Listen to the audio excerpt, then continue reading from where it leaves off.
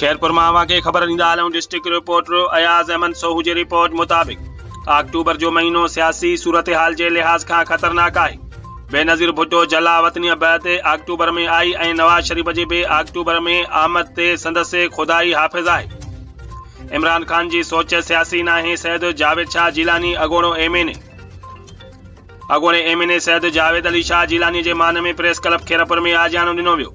उन मौके ते सैयद जावेद अली शाह जिलानी मीडिया से ॻाल्हाईंदे चयो त अक्टूबर जो महीनो सियासी सूरत हाल के लिहाज का खतरनाक है।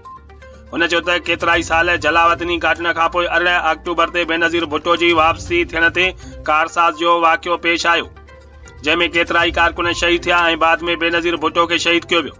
जावेद शाह जिलानी चयो त नवाब शरीफ अक्टूबर में वापस अची रहो है। अल्लाह का दुआ है त संदसे हयातीअ के महफूज रखे।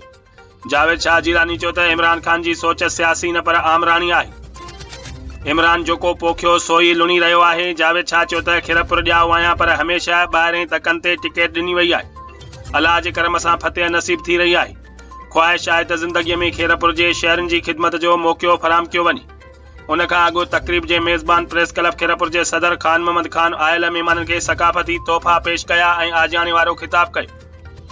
तकरीब में जिला काउंसिल खैरपुर जो वाइस चेयरमैन फैद अली शाह जिलानी, अगोड़ो तालका chairman Amjad Ali Shah Jilani, Syed Zeb Ali Shah, Syed Juman Ali Shah, chairman town committee Piryalo Fida Hussain मेतलो, सहाफ़ी शाहिद नवाज सियाल, अरशद हुसैन राजपूत और बिया मौजूद।